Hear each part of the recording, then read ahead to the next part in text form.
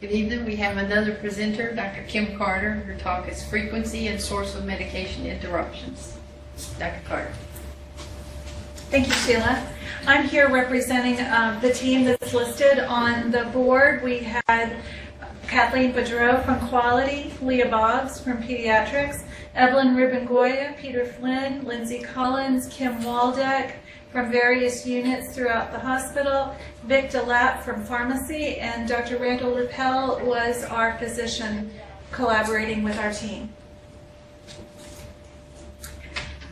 Steve Arner was concerned about medication interruptions based on some literature that had been forwarded by his desk, and he asked Kathleen Boudreau to take a look at what was going on the units in our facility with medication interruptions. Basically, we know that interruptions increase risk for error during the medication administration process. It is a high-risk process in nursing care. Errors can cause over $1.5 million of preventable medication-related events annually, costing an extra $5,857 per patient. That, when you roll it up, exceeds over $3.5 billion.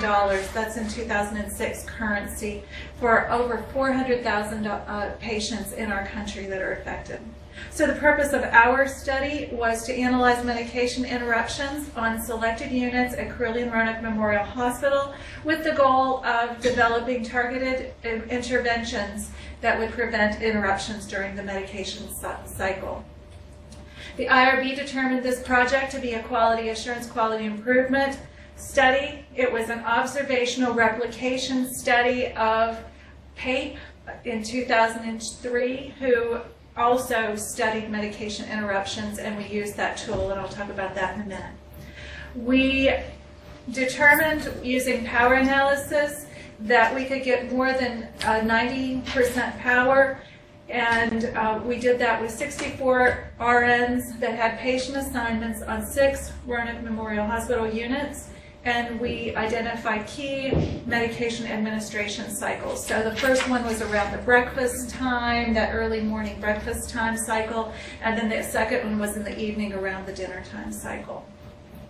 The data collectors counted distractions during the entire medication pass, and they used a tool called the MADOS, and that came from PAPE in 2003. This was a 10-item instrument that had demonstrated validity and reliability, and this instrument was used to quantify the distractions during the pass.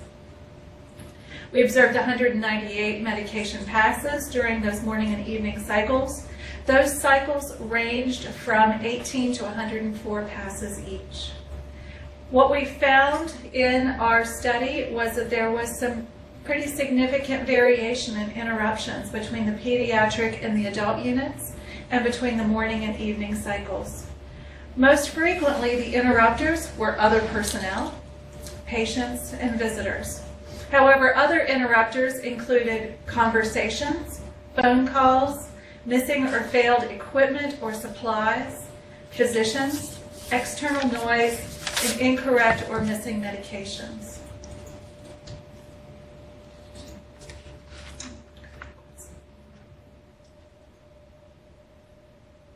The poster that we have that we'll share, that you can view in the other room, has some of the specific differences between pediatric and adult units. Specifically, some differences included the patients and visitors were pretty much the major interrupters in both age groups. Pediatrics had more of a problem with having the medications and the equipment that they needed at the time, and so we've been working with pharmacy to correct that problem.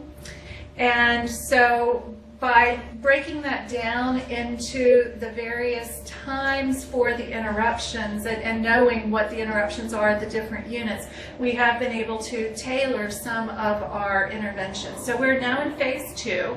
We went through the IRB again. It's again a QA/QI study. And this second phase, we are rolling out the interventions. We have signage that's been made that says no interruption zone. The no interruption zone signage will be placed near the Pyxis machines so that we don't have that conversation interrupter that is going on. What we found out was that often nurses, that was the time to talk about the baseball game that was on TV last night, or how's your family doing, how was your vacation, those kinds of things. So that is something that's going to take a unit-wide commitment that this is a no interruption zone. This is a sterile cockpit. This is not a time where you talk. So we have some education that's being developed that will go out once we have the signage in place, at the same time as the signage is being put in place. As I mentioned, the vests are something that the nurses were quite clear. We will not wear those. Those will not work for us. So we sat together as a team and we looked at what the data told us. There will be signage that will go in the room, because if the patient and the visitor is the most frequent interrupter, we need to have scripting and we need to have signage to say, how do you handle when a patient interrupts? So, now, if the nurse is giving the wrong medication, we want an interruption. So we don't want to tell the patient you can't talk, because we want them to be a partner in their care. And if they're concerned about something that's happening, and with the Ask 3, Teach 3, there's that conversation that's going on anyway. So it's not that kind of an interruption. But it's something like, when do you think I'm going to go home? Which is an important question, but not during that medication pass. Or it's that we didn't have the water pitcher filled, or they need to go to the bathroom.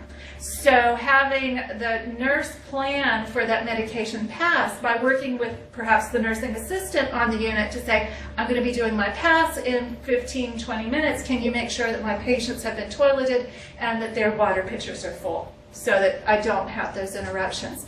So we're working on those types of interventions to decrease the interruptions on the unit at that time. That is phase 2. We will, after we've unrolled the interventions that we've developed, we will come back and do another, using the NATO's tool, another set of observations of passes to see if we see fewer interruptions or if the interruptions have changed. And then we will compare that to the pre-test observations that we've done and move that forward. So in conclusion, at a time when concentration is most necessary, the systematic work environment is subsumed with inefficiencies and distractions. We did find in our study that nurses are regularly distracted, and we were able to identify the sources of those distractions.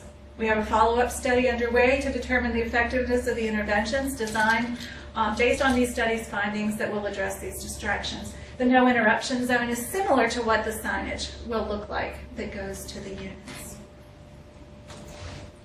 We would like to acknowledge Heather Kessler, who was an intern that worked with us in summer of 2014. She will be working with us again this summer to help us with the second phase of the study. Beth Assanay and Cameron Cunningham were also significant in contributing to the process of this project. One other person who is not on here, but I would be very remiss if I didn't recognize him, is James Ingracia, who has done a lot of work to support our group as well. Thank you.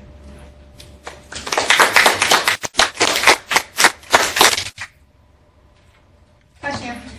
Did you do any study where you correlated the time of most, like, medication errors, and did they match up with the time of highest interruption?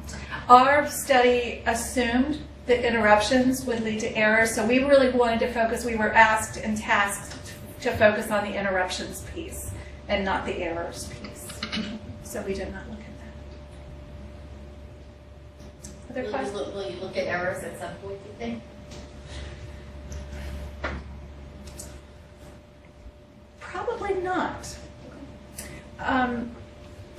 We look at errors, and we look at errors in a different forum and a different venue, basically through the Pharmacy Medication Safety Committee, and I know they do a lot of work focused on the errors. To draw a line to say that interruption led to that error, and I know there have been a couple of deep dives that suggested that maybe that was part of it. It's very difficult to draw a connecting line that the interruption was the result of the error.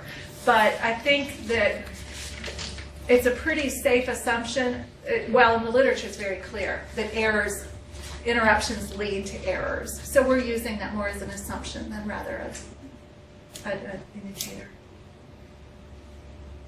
Other questions? Thank you. Thank you.